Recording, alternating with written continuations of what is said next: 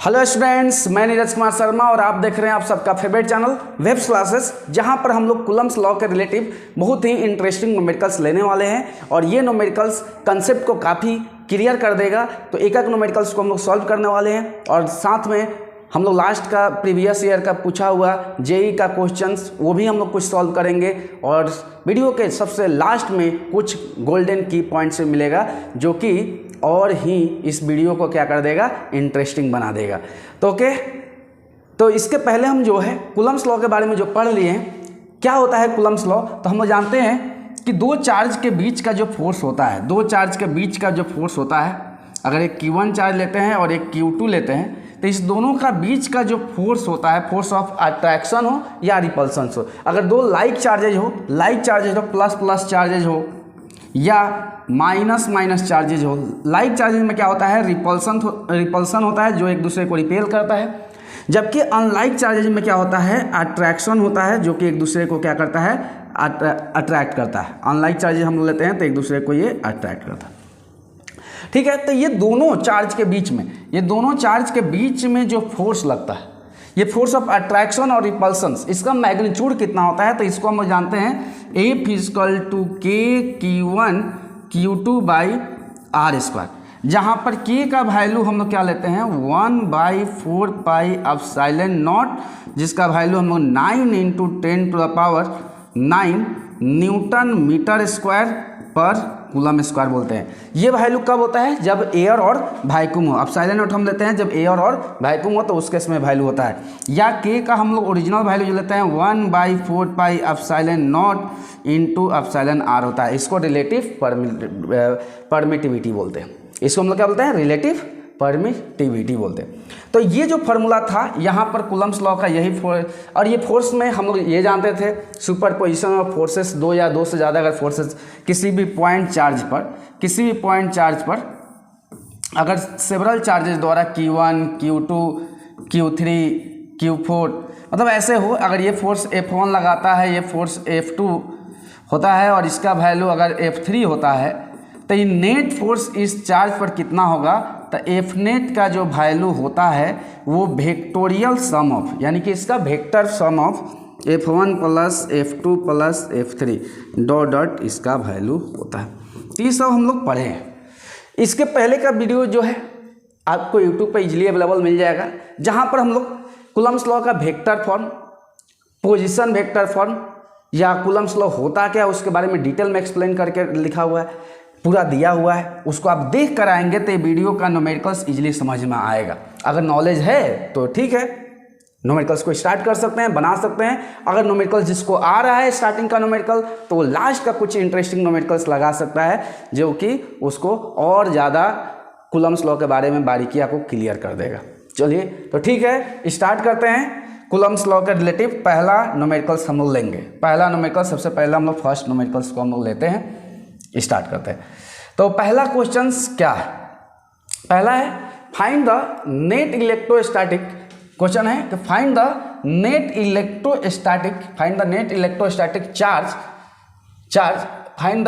Electrostatic force on a charge placed at the vertex ए, यानी किस पर, जब वर्टेक्स ए पर जो चार्ज प्लेस्ड हो उसके ऊपर फोर्स कितना होगा बताना है। ठीक है, कि इसके ऊपर क्या होगा। एंड यहाँ पर बोल रहा है कि due to all the several charges Q each on the vertex. जैसे कि हम लोग बात करें कि मेरे पास यहाँ पर अगर हम लोग चार्जेस बात करें कि मेरे पास ये ABC ये कैसा है, इक्विलेटरल ट्रायंगल है जिसका साइड क्या है, ए साइड है। ठीक है, हम लोग ले लेते हैं, ऑल साइड इक्वल होता है इक्विलेटरल का और हर एंगल कितना होता है, 60 डिग्री होता है। अब यहाँ पर हम एक +Q चार्ज रख लेते हैं और यहाँ पर भी हम लोग +Q चार्ज रख लेते हैं और यहाँ पर भी हम लोग +Q चार्ज रख लेते हैं। अब यहाँ पर अगर बोला गया कि नेट इलेक्ट्रिक फोर्स, यानी कि नेट इलेक्ट्रिक फोर्स या electrostatic force on the charge situated at the ए, यानी कि ए पर जो चार्ज है उस पर कितना फोर्स होगा, तो हम लोग क्या करेंगे, ये प्लस चार्ज है तो इसके द्वारा जो फोर्स होगा वो फोर्स कैसा होगा, रिपल्सिव होगा, क्योंकि लाइक चार्जेस में कैसा होता है, रिपल्सन होता है। यानी कि इसके द्वारा फोर्स का जो वैल्यू होगा वो कितना होगा, F1 होगा, और इसके द्वारा जो फोर्स लगेगा वो वैल्यू कितना होगा, तो वो वैल्यू हो जाएगा F2। यानी कि ये चार्ज पर देखा जाए तो ये ऐसे फोर्स लग रहा है, एक लग रहा है F1 और एक लग रहा है F2, और दोनों का बीच का एंगल कितना होगा, ये होता है 60 डिग्री, तो ये भी एंगल कितना हो जाएगा 60 डिग्री, तो दोनों का बीच का एंगल हो जाएगा 60 डिग्री। अब ये फोर्स का वैल्यू क्या होगा, फोर्स का वैल्यू क्या होगा। अब F1 लिया जाए या F2 लिया जाए, हम देखेंगे तो यहाँ पर ये Q1 Q2 का वैल्यू क्या है, दोनों केस में सेम, और दूरी भी, डिस्टेंस भी अगर देखा जाए तो दोनों केस में सेम है। तो ये चार्ज F1 का फोर्स लिया जाए, F1 का मैग्नीट्यूड हो या F2 का मैग्नीट्यूड हो, दोनों का मैग्नीट्यूड क्या है, सेम। कितना होगा फार्मूला कूलम्ब्स लॉ के अनुसार, K Q1 Q2 by r square, यानी कि K Q into Q by क्या हो जाएगा आर स्क्वायर, यानी कि यहाँ से यहाँ दूरी, डिस्टेंस कितना दिया है A का स्क्वायर, तो K Q स्क्वायर बाई क्या हो जाएगा A स्क्वायर। ठीक है, ये हो जाएगा फोर्स। अगर हम यहीं पर बात बोलें कि अब इस दोनों फोर्स को जोड़ना है, ऐड करना है, तब ऐड करना है तो ऐसा नहीं कि इसको लेकर F1 प्लस F2 लेकर जोड़ देंगे 2K Q square by A square, नहीं, क्योंकि वेक्टर क्वांटिटी है तो इसको ऐड करने के लिए हम लोग क्या बोल रहे हैं कि वेक्टोरियस लॉ ऑफ एडिशन, यानी कि दो वेक्टर को कैसे ऐड करते हैं, जैसे P प्लस Q वेक्टर है, अगर इसको ऐड करना है तो इसका तरीका होता है P square plus Q square plus 2PQ cos theta, यानी कि दो वेक्टर को कभी भी हम लोग ऐड करते हैं ना, यानी कि दोनों का बीच का एंगल देखा जाता है, दोनों का बीच का एंगल कितना है, और रिजल्टेंट हमेशा जो आता है दोनों का बीच में आता है, हमेशा बीच में आएगा रिजल्टेंट, यानी कि दोनों का सम। तो ये वेक्टोरियल सम हम लेंगे, यानी कि हमको F नेट फोर्स चाहिए, यानी कि दोनों के जो बीच में नेट फोर्स मिलेगा वो वैल्यू कितना होगा, F नेट का वैल्यू अगर हम बोले तो इसको हम लोग क्या ले सकते हैं, F1 प्लस F2 का मॉड। क्या हो जाएगा फार्मूला, F1 का स्क्वायर F2 का स्क्वायर और 2F1 F2 कॉस कितना 60 डिग्री, कॉस 60 डिग्री क्यों, कॉस 60 डिग्री क्यों, क्योंकि दोनों का बीच का एंगल कितना है 60 डिग्री। अब यहाँ पर अगर F1 लिया जाए या F2 ले लिया जाए, दोनों का दोनों सेम ही है, K Q square by A square, तो हम लोग सबको F1 लिख दें, क्या सबको F1 लिख देते हैं, F1 का स्क्वायर और 2F1 इंटू F1 और cos 60 का वैल्यू कितना होता है 1/2, तो ये कैंसिल हो गया। यानी कि ओवरऑल वैल्यू क्या हो गया, अगर हम लोग वैल्यू चेक करें तो F नेट का वैल्यू कितना हो गया, F नेट इक्वल टू हो गया F1 का स्क्वायर और ये भी क्या हो जाएगा F1 का स्क्वायर, यानी कि √3F1 का क्या हो जाएगा स्क्वायर, यानी कि यहाँ से क्या हो जाएगा √3 बाहर, ये हो जाएगा F1, यानी कि ओवरऑल फोर्स अगर बोला जाए तो कितना हो जाएगा √3, और F1 का वैल्यू क्या है K Q square by A square, यानी कि आंसर मेरा यही हो गया, यानी F नेट अगर वैल्यू बोले तो √3 K Q स्क्वायर बाई क्या हो जाएगा A स्क्वायर, ये हो जाएगा इसका आंसर। तो इस तरह से क्वेश्चंस को हम बना सकते हैं।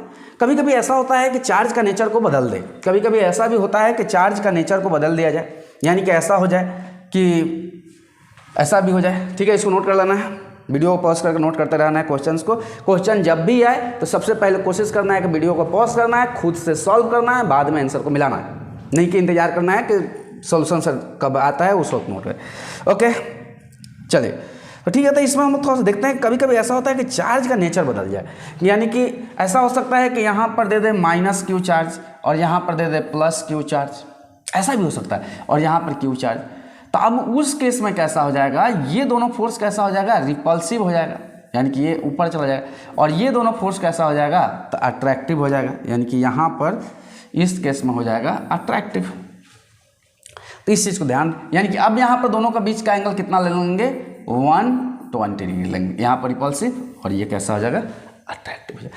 एकदम सेम टू सेम क्वेश्चन को बनाना है। ठीक है, हम एक क्वेश्चन और ले लेते हैं, और क्वेश्चंस ले लेते हैं, चिंता नहीं करना है, क्वेश्चंस बहुत है। ओके, जैसे हम यही ले लेते हैं क्वेश्चंस, ये क्वेश्चंस को ले लेते हैं। इसमें भी ए वर्टेक्स पर हमको नेट फोर्स का वैल्यू बताना है, तो ये हो गया ए मान लेते हैं, इसको बी कहीं पर भी ये मान सकते हो अपने मन से। तो सर हम ये मानते हैं यहाँ पर, चलो ठीक है, ABCD जहाँ मानना है मान सकते। ओके, तो हम यहाँ पर एक चार्ज रख देते हैं, Q charge plus Q charge. Plus रखना है प्लस रख सकते हो, माइनस रखना चाहो तो माइनस। जैसे हम कोई मतलब माइनस रख रहे हैं, माइनस Q, चलो ठीक है रख लो। यहाँ पर क्या हो गया माइनस Q, यहाँ पर भी कैसा हो जाएगा माइनस Q, यहाँ पर क्या प्लस Q, तो चलो ठीक है प्लस Q रख देते हैं। अब ये क्या है, तो स्क्वायर है, तो स्क्वायर का साइड क्या होता है, इक्वल होता है, रख दिए, सब साइड इक्वल है। अब इस पर हमको नेट फोर्स पूछा है, इस पर जो चार्ज है प्लस Q चार्ज, उस पर नेट फोर्स बोला है। तो क्या करेंगे, एकदम अच्छा सोच रहे हैं। यहाँ पर माइनस चार्ज है प्लस चार्ज है, यानी कि इस दोनों के द्वारा जो फोर्स होगा, ये फोर्स कैसा होगा नेचर में, अट्रैक्टिव इन नेचर होगा।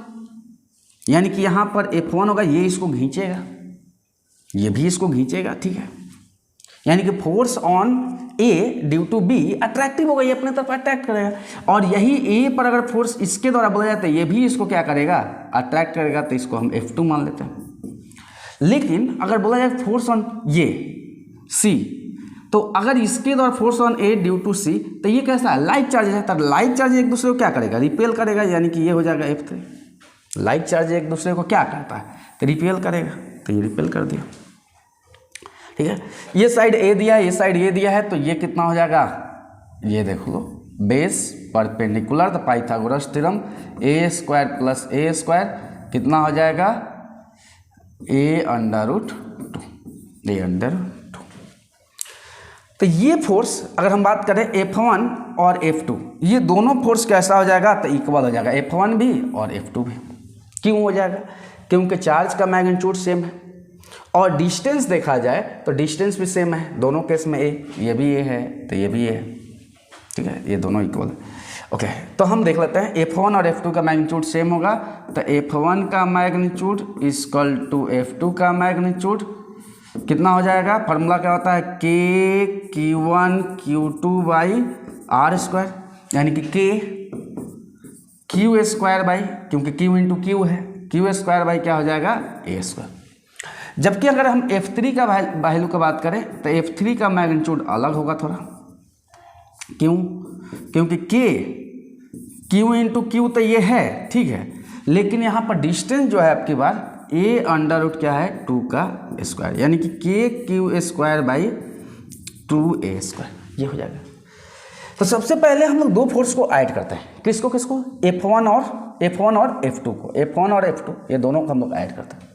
ये दोनों फोर्स, ये जो फोर्स हुआ ये यही हो रहा है ना, ये F1 हो रहा है, ये कैसा हो रहा है, F2 हो रहा है। तो ये दोनों को ऐड करेंगे तो रिजल्टेंट कहाँ मिलेगा, बीच में मिलेगा। ये दोनों का रिजल्टेंट कहाँ मिलेगा, बीच में मिलेगा।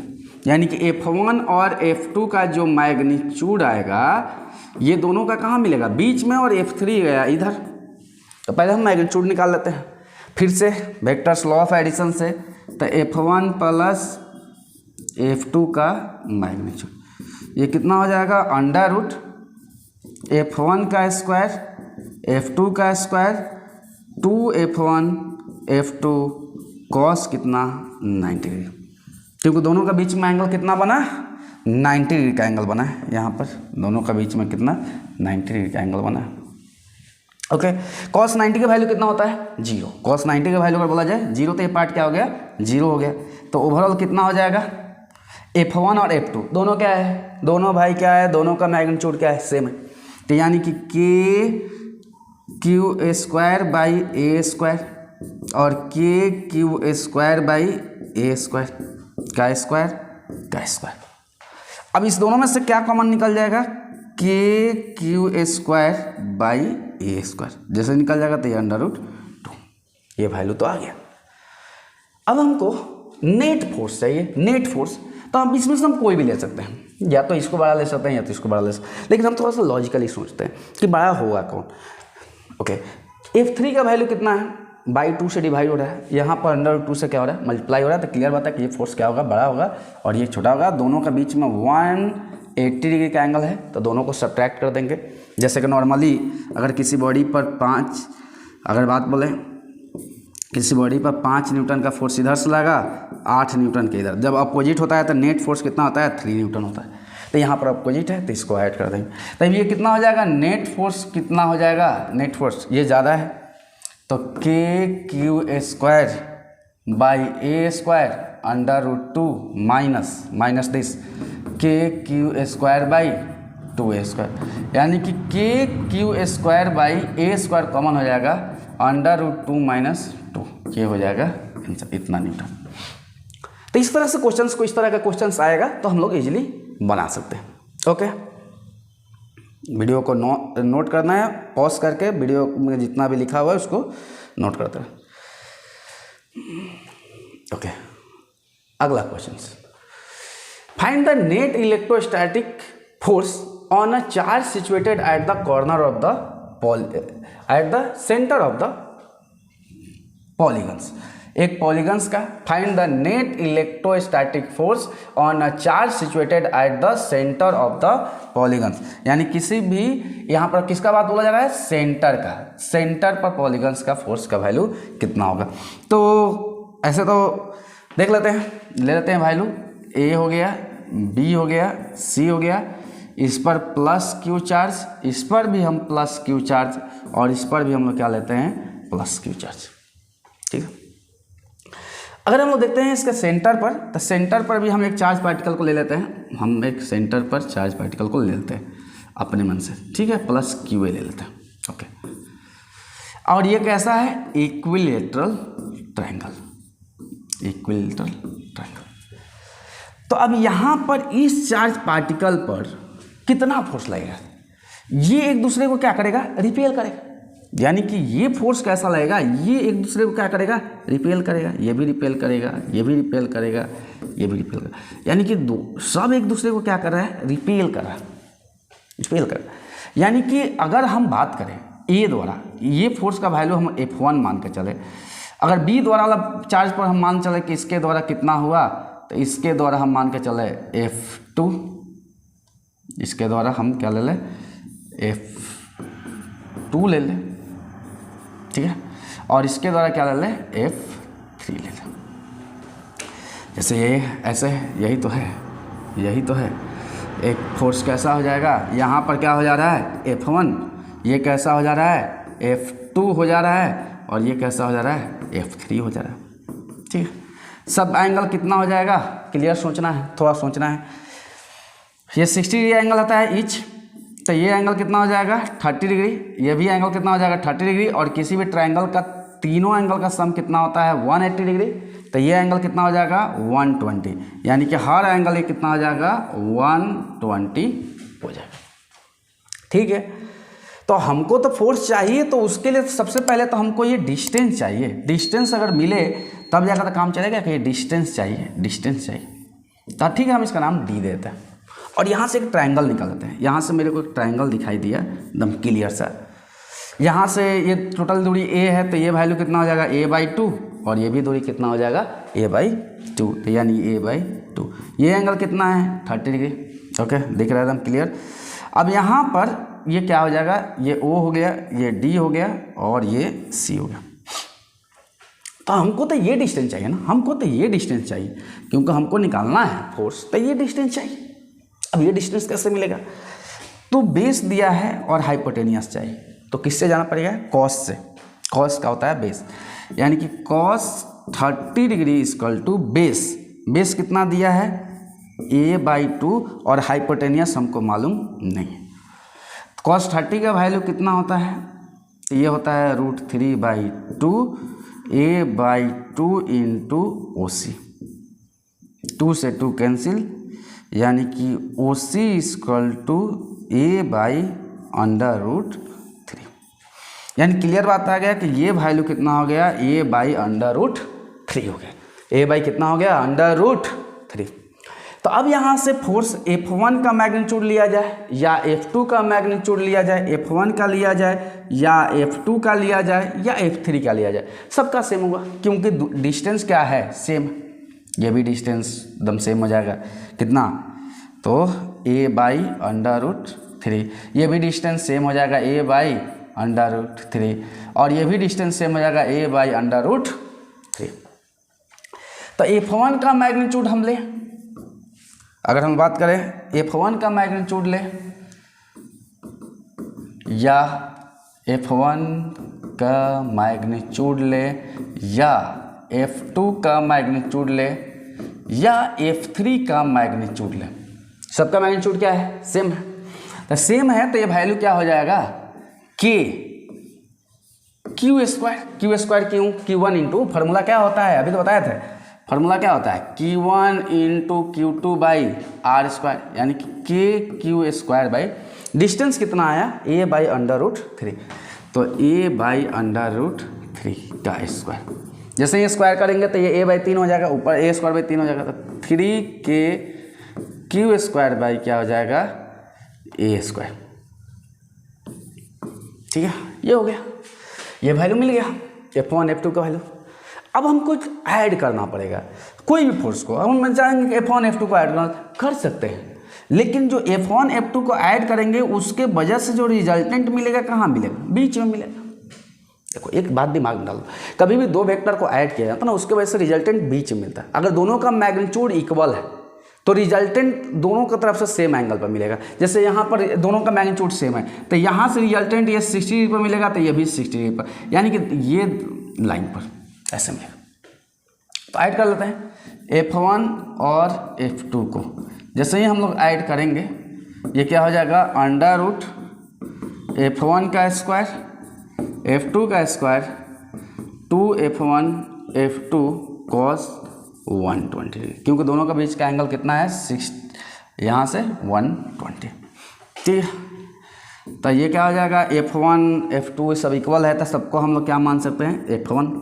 F1 का स्क्वायर और प्लस 2F1 इंटू F1 मान लेते हैं, सबको इक्वल है, और cos 120 का वैल्यू -12 कैंसिल हो गया। ये कितना हो गया? तो F1 का स्क्वायर प्लस F1 का स्क्वायर माइनस F1 का स्क्वायर कैंसिल हो गया। ये क्या हो गया? √F1 यानी कि का स्क्वायर, यानी कि ये वैल्यू कितना हो गया? एकदम तेज बनेगा F1 का वैल्यू, यानी F1 के बराबर, यानी कि वैल्यू कितना हो गया? 3K Q square by E square. यानी कि दोनों का जो रिजल्टेंट का सम आया, रिजल्टेंट जो है वो किसके बराबर है? F1। और F1 और F3 इक्वल है। अगर ये इक्वल है तो नेट फोर्स क्या हो जाएगा? 0 हो जाएगा। यानी कि F नेट अगर हम लोग बात करें तो F नेट का वैल्यू क्या हो जाएगा? 0।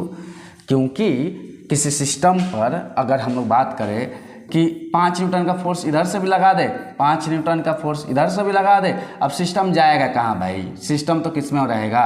तो रेस्ट में रहेगा, तो सिस्टम कहीं जाएगा नहीं, नेट फोर्स 0। ठीक है, ओके। इसमें हमेशा एक बात ध्यान रखना है कि अगर सिमेट्रिक चार्ज डिस्ट्रीब्यूटेड है ना, सिमेट्रिक चार्ज डिस्ट्रीब्यूटेड हो, सिमेट्री मतलब जैसे सब पर प्लस क्यू चार्ज है, तो नेट फोर्स हमेशा सेंटर पर क्या होता है? 0 होता है। इसको हमेशा दिमाग में रखना है। कुछ भी हो सकता है, जैसे कि अगर मान लेते हैं कि यही अगर सब पर चार्ज, अगर सेंटर मतलब सब पर, ये नोट कर लेना है कि for in case of symmetry charge के केस में net force at the centre क्या होगा? 0 होगा। यहाँ पर 0 होगा, सिमेट्री है सब पर। या स्क्वायर ही है, स्क्वायर कहीं यहाँ पर भी प्लस क्यू हो, यहाँ पर भी प्लस क्यू हो, यहाँ पर भी प्लस क्यू हो, यहाँ पर भी प्लस क्यू हो, इसके द्वारा इसका सेंटर पर नेट फोर्स क्या होगा? 0, क्योंकि एक दूसरे को क्या कर देगा? कैंसिल आउट कर देगा। नेट फोर्स 0 हमेशा, तो इस चीज़ को याद रखना है। हाँ, चार्ज का नेचर अगर बदल जाए तब नेट फोर्स 0 नहीं होगा। उसका वैसा भी एक क्वेश्चन ले लेते हैं, ओके, इसी के आगे ले लेते हैं, ओके। ये क्वेश्चन को देखते हैं। जैसे हम यहाँ पर एक काम करते हैं कि इस क्वेश्चन में हम लोग सब पर चार्ज सेम नहीं लेंगे, एक किसी पर हम डिफरेंट ले लेते हैं, कि ताकि क्वेश्चंस को हमको थोड़ा सा क्वेश्चंस करने में मजा आए, एंजॉय कर पाए क्वेश्चंस को। तो हम लोग एक काम करते हैं, यहाँ पर प्लस क्यू ले लिए, ये माइनस क्यू, और ये प्लस क्यू, और ये भी प्लस क्यू। अब यहाँ पर अगर नेट फोर्स अगर बोला जाए ना, अब नेट फोर्स कोई बोले कि सेंटर पर कितना होगा, नेट फोर्स सेंटर पर कितना होगा, स्क्वायर का सेंटर पर नेट फोर्स कितना होगा? साइड तो ए दिया है, साइड ए, यानी कि अब नेट फोर्स अगर पूछा जाए कि सेंटर पर कितना होगा, यानी कि यहाँ पर एक कोई चार्ज दे दिया जाए प्लस क्यू, यानी कि यहाँ पर अब नेट फोर्स बोला जाए 0 होगा, तो अब नेट फोर्स 0 नहीं होगा। क्यों? ये देखो, ये दिमाग लगाना, ये देखो यहाँ पर प्लस क्यू चार्ज अगर इसके द्वारा देखा जाए तो इसके द्वारा कैसा चार्ज फोर्सेस होगा, इसके द्वारा, ये दोनों द्वारा कैसा होगा, रिपल्सिव फोर्स, यानी कि ये इधर की तरफ रिपेल करेगा इसको, ये भी रिपेल करेगा। यानी कि जब दोनों एक दूसरे को रिपेल करेगा, यानी F1 भी और F2 भी, यानी कि रिपेल कर दिया इधर भी इधर। जब ये दोनों रिपेल करेगा तो F1 और F2 दोनों का मैग्नीट्यूड क्या होगा, सेम होगा। दोनों का मैग्नीट्यूड क्या होगा, सेम होगा, क्योंकि चार्ज दोनों पर क्या है, सेम है, चार्ज सेम है और डिस्टेंस भी क्या होगा, सेम होगा। क्यों डिस्टेंस सेम होगा? क्योंकि अगर हम देखते हैं ए है तो ये टोटल दूरी कितना हो जाएगा, पाइथागोरस थ्योरम लगाएंगे तो ये भी ए है, ये भी ए है, तो ये हो जाएगा a² प्लस a², यानी √2a। यानी कि अगर आधा का बात बोला जाए तो आधा के केस में वैल्यू कितना हो जाएगा, √2a/2, और ये भी √2a/2। ठीक है, जिसको काटना होगा काट भी सकता है, a/√2, यानी ये भी क्या हो जाएगा, a/√2। ये भी दूरी कितना हो जाएगा, a/√2, और ये भी दूरी कितना हो जाएगा, a/√2। तो ये दोनों पर चार्ज भी सेम है, फोर्स एक दूसरे को अपोजिट लग रहा है, तो जिसकी वजह से नेट फोर्स इस दोनों के द्वारा, यानी कि net force due to charge situated at corners B and D of a square should be 0, क्योंकि अपोजिट एक दूसरे के। तो अब जो भी नेट फोर्स होगा वो किसके वजह से होगा, अब ये नेट फोर्स जो भी होगा किसके वजह से होगा, थोड़ा सा दिमाग लगाना है बस, यानी इसके द्वारा। क्यों? क्योंकि देख लेते हैं, दिमाग लगाते हैं। यही यहाँ पर चार्ज है क्यू चार्ज प्लस क्यू, यहाँ पर कैसा है प्लस क्यू, और यहाँ पर कैसा है माइनस क्यू, ये कैसा है माइनस क्यू। तो अब ये होगा क्या, अगर ये इसको रिपेल करेगा, ये इसको रिपेल करेगा, ठीक है, तो ये इसको क्या करेगा, अट्रैक्ट करेगा, माइनस क्यू चार्ज को अपने तरफ क्या करेगा, अट्रैक्ट करेगा। यानी कि ये जो फोर्स होगा F3 का और F4 का, ये दोनों एक दूसरे का कैसा डायरेक्शन लग रहा है, सेम डायरेक्शन में लग रहा है। क्यों? क्योंकि प्लस प्लस चार्ज में क्या होता है, रिपल्सन, ये रिपेल कर दिया, और ये प्लस माइनस में क्या होता है, अट्रैक्शन, तो अट्रैक्ट कर लिया, जिसकी वजह से ये दोनों कैसा हो जाएगा, सेम डायरेक्शन में हो जाएगा। तो जब सेम डायरेक्शन में हो जाएगा तो उस केस में वैल्यू क्या हो जाएगा, हाँ मैग्नीट्यूड सेम होगा, F3 का लिया जाए मैग्नीट्यूड या F4 का मैग्नीट्यूड लिया जाए, ये दिमाग में रख लेना है। F3 का मैग्नीट्यूड लिया जाए या किसका लिया जाए, क्या F3 का लिया जाए मैग्नीट्यूड या F4 का लिया, सेम टू सेम होगा। कितना, KQ² बाई डिस्टेंस कितना है, a/√2, a/√2 का स्क्वायर, तो 2KQ² बाई क्या हो जाएगा, a²। और नेट फोर्स बोले तो नेट फोर्स बहुत ही आसान है, यानी F नेट अगर बोले तो क्लियर बात है कि दोनों फोर्स सेम डायरेक्शंस में हैं, तो दोनों ऐड हो जाएगा, यानी कि 2 टाइम्स ऑफ 2KQ² बाई क्या हो जाएगा, a²। बस सिंपल क्वेश्चन था, हल हुआ था। इस तरह का क्वेश्चन में ज़्यादा कोई जान नहीं होता है, इस तरह का क्वेश्चन हम फटाफट बनाते जाना, ठीक है, नोट कर लेना है। आगे बढ़ते हैं, अगला क्वेश्चन पर आते हैं। अगला क्वेश्चन है, a charge Q is to be divided on a two body, what should be the values of the charge on a object so that the force between the point object can be maximum. यानी कि दोनों का बीच का force कैसा हो, maximum हो, दोनों का बीच का फोर्स कैसा हो, मैक्सिमम हो। यानी कि दो, मेरे पास एक बॉडी है, सिस्टम है जिस पर Q चार्ज है।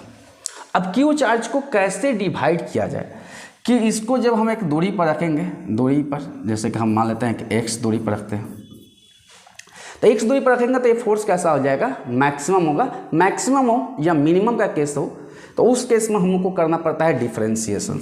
जब भी हम लोग मैक्सिमम और मिनिमम का बात आता है किसी ग्राफ स्लोप का, हम लोग जब बात करते हैं कि मैक्सिमम पॉइंट, मिनिमम पॉइंट, तो मैक्सिमम पॉइंट में भी स्लोप जीरो होता है और मिनिमम पर भी स्लोप क्या होता है, जीरो। यानी एम का वैल्यू क्या होता है, जीरो। एम का मतलब कि tan थीटा का, यानी कि dy बाई डी एक्स का, यानी कि डिफ्रेंशिएशन का वैल्यू क्या होगा, जीरो। या तो मैक्सिमम पॉइंट हो या तो मिनिमम पॉइंट, इसको दिमाग में रख लेना है, हमेशा याद रखना है। तो ठीक है, तो हम देख लेते हैं। अब इस केस में क्या हो जाएगा, ये चार्ज q है, तो हम मान लेते हैं कि इस पर चार्ज x हो जाएगा, तो इस पर क्या हो जाएगा, q माइनस क्या हो जाएगा, x हो जाएगा। अब दोनों का बीच का फोर्स कितना होगा, फोर्स कूलम्स फोर्स कितना हो जाएगा, Coulomb's force F equal to k q1 q2 by r square, यानी k q1 की जगह पर क्या है, x है, ये क्या हो जाएगा q माइनस एक्स बाई क्या, या एक काम करते हैं, दोनों जगह x लेने पर थोड़ा दिक्कत हो जाएगा, इसको स्मॉल q मान लेते हैं, ठीक है, ये थोड़ा सा अब अच्छा हो जाएगा, दोनों जगह x हो जाएगा, कन्फ्यूजन हो जाएगा। तो क्या हो जाएगा k q minus small q by x square. और फॉर मैक्सिमम, कभी भी अगर बात बोला जाए फॉर मैक्सिमम हो या मिनिमम हो, उसके लिए dy बाई डी एक्स का वैल्यू क्या होगा, जीरो होता है। तो यहाँ तो dy by D x zero नहीं है, यहाँ पर क्या है, dy की जगह पर f है, फोर्स, यानी कि फोर्स वर्सेस डिस्टेंस का जो स्लोप होगा वो क्या होगा, जीरो होगा, df by D x. Okay, तो कर देते हैं डिफ्रेंशिएशन, हलवा है, आसान है, इजी है। क्या करते हैं, k q minus small q। अब यहाँ पर क्या हो जाएगा, अगर यहाँ पर हम देखें तो क्या होगा, क्या डिस्टेंस में दोनों के बीच में फिक्स है, क्या दोनों का बीच का डिस्टेंस फिक्स है? तो डिस्टेंस तो सर फिक्स है, क्योंकि यहाँ पर बोला है charge q is divided on a two objects, what should be the value of the charges on the object that the force between the two point charges can be maximum. यानी कि इसको जब डिफ्रेंशिएट करेंगे तो distance के respect में नहीं करेंगे, किसके रिस्पेक्ट में करेंगे, चार्ज के रिस्पेक्ट में, क्योंकि चार्ज वेरिएबल है, डिस्टेंस नहीं।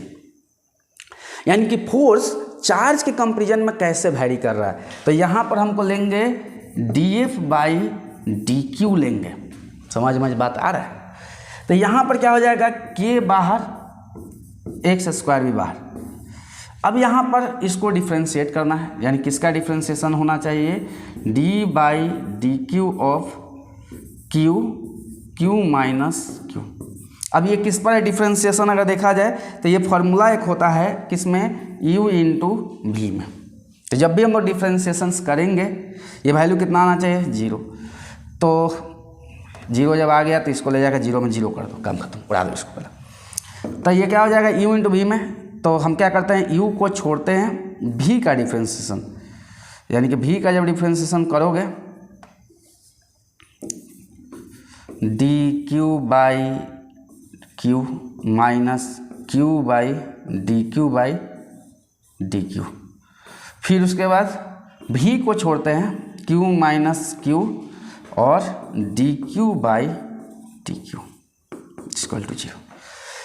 क्या हो जाएगा, यहाँ से ये हो जाएगा q, ये कितना हो जाएगा, कांस्टेंट है चार्ज, तो कांस्टेंट है तो वैल्यू क्या हो जाएगा, जीरो, क्योंकि कैपिटल Q तो क्या है, कांस्टेंट है, वो तो बदलने वाला नहीं है।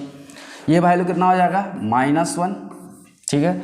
ये कितना हो जाएगा, plus q minus small q, और ये कितना हो जाएगा, तो 1 हो जाएगा, इक्वल टू कितना हो जाएगा, 0। यानी कि ये कितना हो जाएगा, -q plus q minus q equal to 0, यानी कि q minus 2q equal to 0, यानी कि ये उठा के इधर, तो यानी कि 2q इक्वल टू q, तो यानी कि small q equal to q by 2, ये हो जाएगा।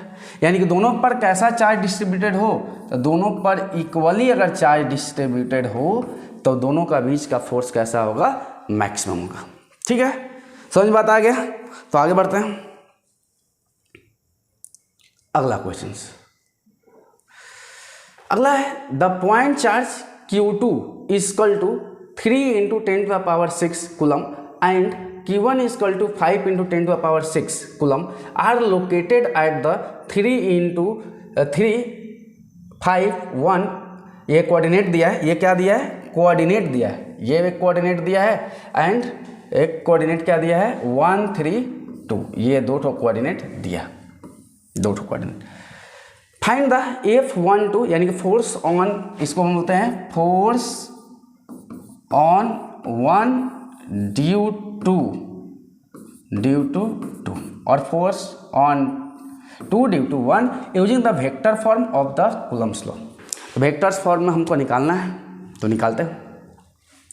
तो दो ठो चार्जेस दिया है, ये Q2 दिया है, ये Q1 दिया है, कुछ भी हो सकता है, Q1 Q2 हम लोग। तो ये Q2 को कहाँ रखा गया है, Q2 का पोजीशन वेक्टर दिया है, पोजीशन वेक्टर।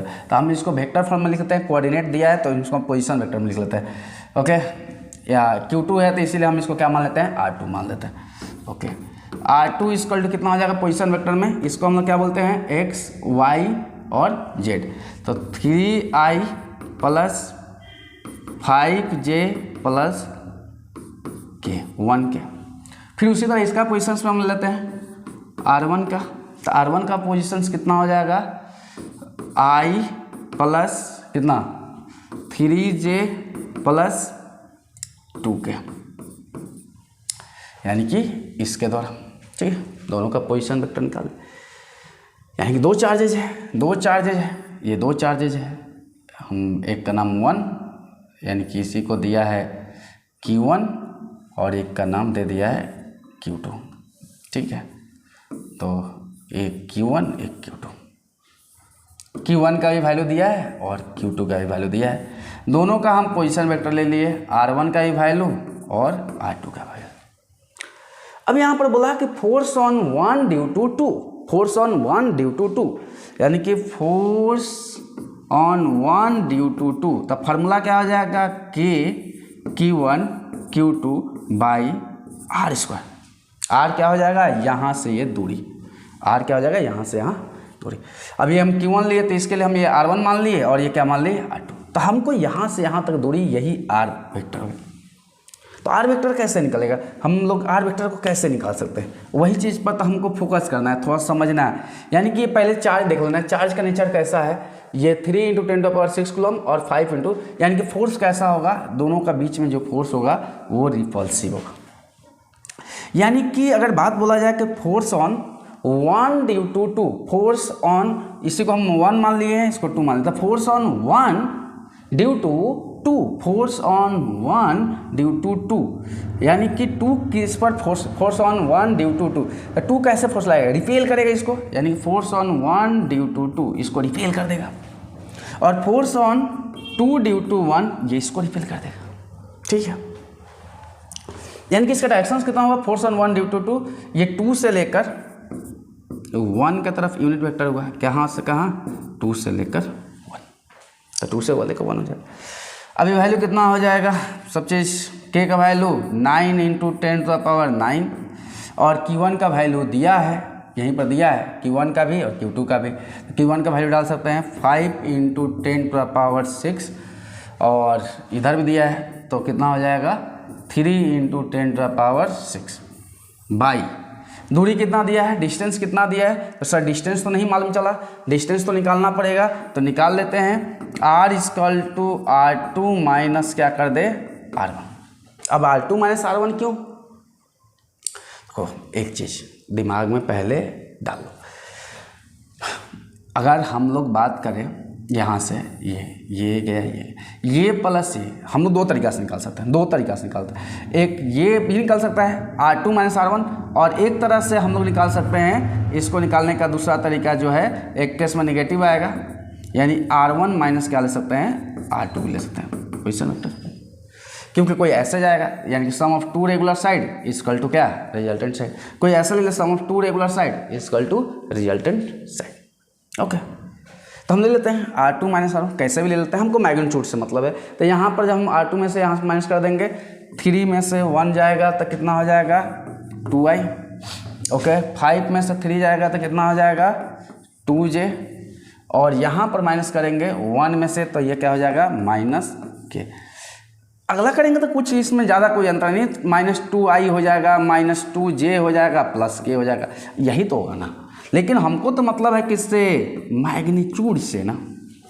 तो मैग्नीट्यूड तो दोनों केस में प्लस आएगा, 2 का स्क्वायर प्लस 2 का स्क्वायर प्लस 1 का स्क्वायर, हम हमेशा मैग्नीट्यूड प्लस में लेकर, तो कितना हो जाएगा वैल्यू 4 प्लस 4 प्लस कितना हो जाएगा 1 यानी कि √9 यानी कि ये हो जाएगा 3 हो जाएगा।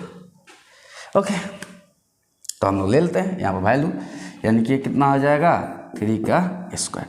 अब यूनिट वेक्टर कहाँ से कहाँ लेंगे, यूनिट वेक्टर को हम लोग और क्या बोलते हैं, यूनिट वेक्टर को और दूसरा नाम क्या है, वेक्टर बाय इट्स मैग्नीट्यूड। तो हम लोग एक और तरीका से लिख सकते हैं इसको, वेक्टर बाय इट्स मैग्नीट्यूड के टर्म में भी लिख सकते हैं। तो कोई ऐसे भी लिख सकता है, ऐसा कुछ नहीं, मतलब वेक्टर बाय इट्स मैग्नीट्यूड भी लिख सकते हो, तो ऐसे लिख सकते हो फोर्स 2 बाई इसका मैग्नीट्यूड, लिखने का तरीका है और कुछ नहीं।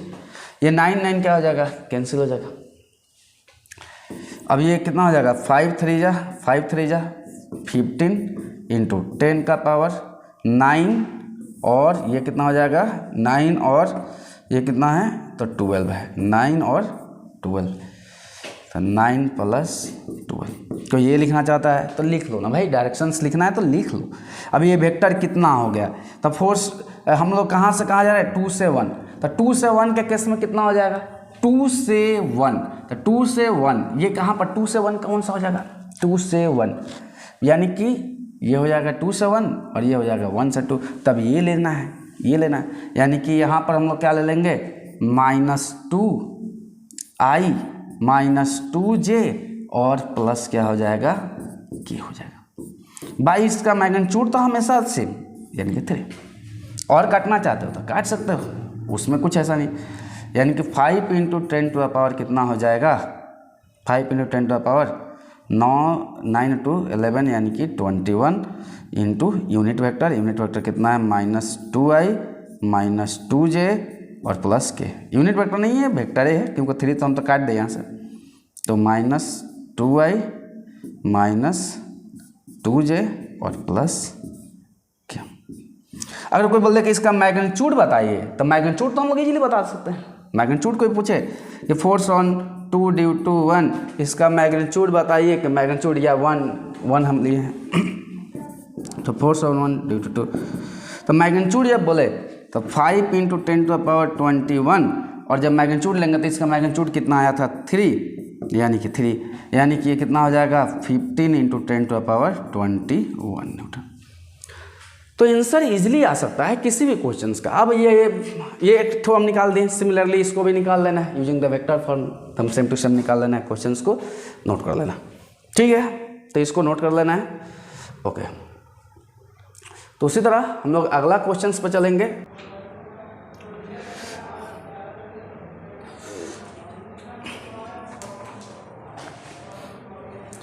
तो ठीक है, तो जैसा कि हम लोग क्वेश्चंस को देखें कि जैसे क्वेश्चंस में 2 आइडेंटिकल, यहाँ पर क्या दिया 2 identical ball each of the mass 0.1 into 10 to the power -3 kg, कितना मास है 10 टू द पावर, तो ये हर बॉल का, ये भी बॉल है ये भी बॉल है, 2 आइडेंटिकल बॉल है और दोनों आइडेंटिकल बॉल को का मासेस दिया है, एंड यहाँ पर लिखा हुआ carry identical charges and are suspended by are 2 non conducting threads of the equal length, यानी कि 2 थ्रेड है जिससे कनेक्टेड है, ठीक है, नॉन कंडक्टिंग है और इक्वल चार्जेज है। तो इक्वल चार्जेज होने की वजह से दोनों एक दूसरे को क्या करेगा, तो दोनों एक दूसरे को क्या करेगा रिपेल करेगा, जिसके वजह से ये रिपेल जब करेगा तो कुछ एंगल पर जाकर वो स्टेशनरी हो जाएगा, यानी कि इक्विलिब्रियम में आ जाएगा। तो यहाँ पर अगर देखा जाए तो by 2 non-conducting threads of the equal length at a equilibrium, they position themselves as shown in the figure, calculate the charge on the either ball, यानी कि दोनों में से किसी पर चार्ज बताना। तो पहले चीज़ देखना है कि ये दोनों बॉल जो है, दोनों बॉल एक दूसरे के ऊपर जो फोर्स लगाएगा वो इलेक्ट्रोस्टैटिक रिपल्सिव फोर्स होगा, यानी कि कूलम्स फोर्स रिपल्सिव फोर्स लगेगा, जो कि फोर्स का डायरेक्शन क्या होगा इस डायरेक्शन में लगेगा, और इस बॉडी का बॉल का कुछ ना कुछ वेट होगा जो mg कहाँ लगेगा, ये डाउनवर्ड वेट लगेगा, और साथ ही साथ स्ट्रिंग में होगा टेंशन, जो कि टेंशन कहाँ लगेगा to the point of suspension क्या लगेगा टेंशन लगेगा। और यहाँ पर अगर हम देखें तो ये एक कैसा ट्रायंगल है, तो ये एक इक्वल रेक्टेंगल लग रहा है, क्योंकि 0 पॉइंट यहाँ पर क्या है 0.4 मीटर, 0.4 मीटर और 0.4 मीटर, यानी कि ऑल साइड इक्वल है, तो ये इक्वल रेक्टेंगल है। यानी कि ये एंगल कितना होगा 60 डिग्री होगा। अब पूछा है कि चार्ज पूछा है कि हमको क्वेश्चंस में क्या बताना है कि चार्ज बताना है कि चार्ज का वैल्यू क्या होगा, कैलकुलेट द चार्ज, यानी कि चार्ज का वैल्यू कितना होगा ये हमको बताना है। तो इस क्वेश्चंस को हमको सॉल्व करना है, देखना है क्या है, पहले वीडियो को पॉज करना है, उसके बाद क्वेश्चन को सॉल्व करना है।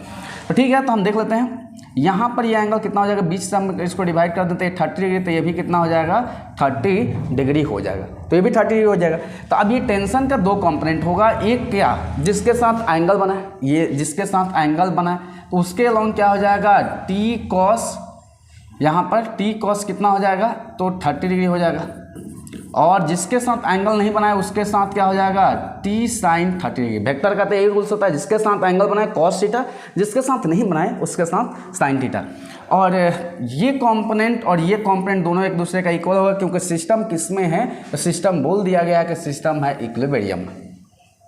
तो यहाँ पर ये जो कंपोनेंट है पहला T sine 30 degree equal to F, this is equation 1, और another equation T sine cos, T cos 30 degree equal to, ये कौन सा कंपोनेंट एक दूसरे का इक्वल हो रहा है, अपोजिट है, तो इक्वल किसके बराबर हो रहा है mg के बराबर। अब यहाँ पर देखा जाए, अगर हम यहाँ पर 1 बाई क्या कर दें 2 कर दें, अब जब 1/2 कर देंगे तो 1/2 कर देंगे तो कितना हो जाएगा, ध्यान से T sine 30 degree by T cos कितना है 30 डिग्री, ठीक है, और क्या दिया है एफ बाई क्या दिया है mg, टी कैंसिल हो जाएगा, ये वैल्यू हो जाएगा tan 30 डिग्री और ये हो जाएगा f बाई क्या हो जाएगा mg। लेकिन हमको क्वेश्चन से पूछा क्या है, पूछा है जी चार्जेस पूछा है, तो पहले तो f का वैल्यू चाहिए हमको, कि f का वैल्यू हमको चाहिए, किसी भी हाल में अगर f का वैल्यू मिल जाए तो कुछ काम हो जाएगा। तो f का वैल्यू कैसे मिलेगा, तो हम लोग क्या जानते हैं कूलम्ब्स फोर्स क्या होता है, द फोर्स ऑफ अट्रैक्शन और रिपल्सन बिटवीन 2 पॉइंट चार्जेस कितना होता है, तो यह फोर्स होता है F इक्वल टू के Q1 Q2 by r square, यानी कि दोनों के ऊपर जो भी चार्ज होगा वो चार्ज कैसा होगा लाइक चार्ज होगा, या तो दोनों के ऊपर प्लस चार्ज होगा या तो दोनों के ऊपर माइनस चार्ज होगा, क्योंकि फोर्स कैसा है रिपल्सिव है, जिसके वजह से वो एक पोजीशन पर आकर इक्विलिब्रियम में रुक रहा है स्टेप। तो अब यहाँ पर ये क्या है के Q1 Q2 by r square, अब Q दोनों चार्ज से में, तो हम क्या Q स्क्वायर ले लें, तो यहाँ पर हम लोग क्या कर सकते हैं tan 30 का वैल्यू भी डाल सकते हैं, tan 30 का वैल्यू 1/√3, 1/√3 हो जाएगा, और यहाँ पर के Q स्क्वायर बाई क्या हो जाएगा आर स्क्वायर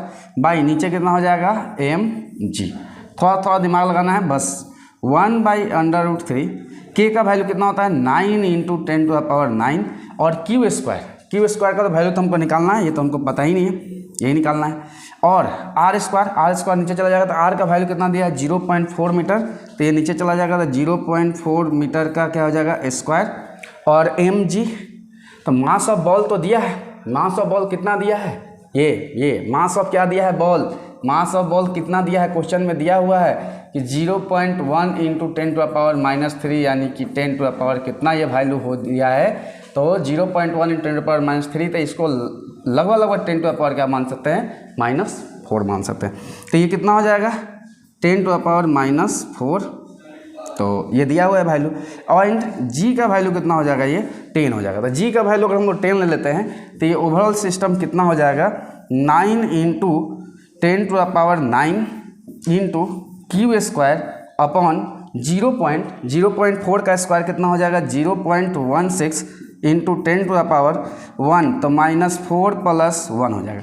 तो ये सिस्टम का वैल्यू अगर हम लोग देखते हैं तो ये कितना आंसर हो जाएगा यहाँ पर, तो 9 बाई यहाँ पर कितना हो जाएगा 0.16, 9/0.16, और ये कितना हो जाएगा पावर कितना हो जाएगा, क्योंकि -4 + 1 यानी कि -3 हो जाएगा, तो ये जाकर ऊपर क्या हो जाएगा ऐड हो जाएगा, तो ये कितना हो जाएगा 10⁻9, और यहाँ पर प्लस कितना हो जाएगा 3, +3 क्यों यहाँ पर, क्योंकि ये देखिए माइनस क्या है -3 है तो ऊपर जाएगा, -4 + 1 -3, ये ऊपर जाएगा तो क्या हो जाएगा +3। अब पॉइंट हटाना चाहते हैं तो पॉइंट हटाकर हम 2 और भी ऐड कर सकते हैं, यानी कि यहाँ पर 2 और भी ऐड कर सकते हैं। ये किसका वैल्यू है? क्यू स्क्वायर का value. No no no no no no no, यहाँ पर गलती हो रहा है। ये किसका वैल्यू है?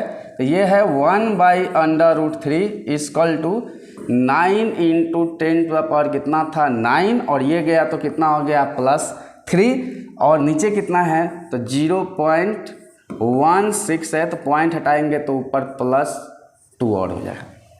ठीक है, तो यहाँ तक समझ में हम क्लियर आ रहा है। तो अब और इंटू क्या है क्यू स्क्वायर भी, क्यू स्क्वायर तो छूटा है। तो अब यहाँ पर इसको जब हम ले आकर मल्टीप्लाई करते हैं तो ये कितना वैल्यू हो जाएगा 1/√3, ध्यान से 9 इंटू 10 टू द पावर कितना हो जाएगा, 10 टू द पावर कितना हो जाएगा 9 + 3 + 2, 9 + 3 + 2, ये क्या हो जा रहा है 9 + 3 + 2 12, 14 हो जाएगा, 14 हो जाएगा, और नीचे कितना हो जाएगा 16 हो जाएगा, इंटू क्या हो जाएगा क्यू स्क्वायर हो जाएगा। तो ये हो जाएगा। तो यानी कि यहाँ पर हम लोग देखें, यहाँ पर देखें तो क्या हो जाएगा वैल्यू, ये जाके इधर मल्टीप्लाई नीचे डिवाइड, यानी क्यू स्क्वायर इक्वल टू ये जाकर मल्टीप्लाई हो जाएगा 16/√3 डिवाइडेड बाई ये जाकर नीचे डिवाइड, यानी कि 9 इंटू 10 टू द पावर कितना हो जाएगा 14, और Q इक्वल टू वैल्यू कितना हो जाएगा। तो Q इक्वल टू अगर हम लोग वैल्यू देखें तो यहाँ पर हम बोल सकते हैं √16/9 इंटू √3, 9 इंटू √3, और ये ऊपर चला जाएगा तो 10 टू द पावर कितना हो जाएगा -14। तो हम अप्रोक्सीमेशन में आंसर लाएंगे, हम ज़्यादा उसमें टेंशन नहीं डालना है। तो ये आंसर कितना, हम इसका क्या मान लेते हैं, इसका वैल्यू का कितना 16 का 4 हो जाएगा, इसका 3 √3 का लेंगे नहीं, क्योंकि √3 का वैल्यू अगर लेंगे तो 1.732, और उसका स्क्वायर रूट करेंगे तो और भी छोटा आएगा, तो उसको हटाते हैं। 10 टू द पावर कितना हो जाएगा -7। ठीक है, तो ये लगभग पॉइंट कितना हो जाएगा, वैल्यू कितना हो जाएगा 1.33 into 10 to the power -7 coulomb. या तो यहाँ पर आंसर छोड़ सकते हैं, या तो आगे थोड़ा बढ़ा सकते हैं, ये कितना हो जाएगा 0.13 माइक्रो कूलम, या तो ये ले सकते हैं। यानी कि यहाँ से एक ठो पॉइंट को और मतलब हटा देंगे, या पॉइंट डाल देंगे, 10 टू द पावर कितना हो जाएगा -16। ये माइक्रो कूलम है, माइक्रो का मतलब 10 टू द पावर -6, यानी कि एक पॉइंट हम यहाँ से और आगे बढ़ा दी तो 10 टू द पावर -6 हो गया। तो ये आंसर हो जाएगा। इस तरह से इसको हम लोग सॉल्व कर सकते हैं इस प्रॉब्लम को। ठीक है, तो इसको नोट कर लेना है, आगे क्वेश्चन पर हम चलेंगे।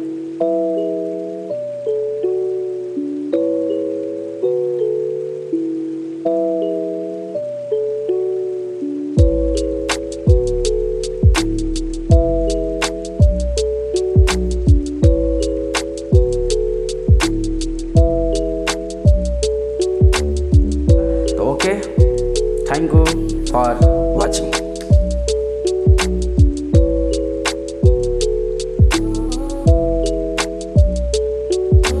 It helps the speaker lead his audience into the scene he described by creating an imaginary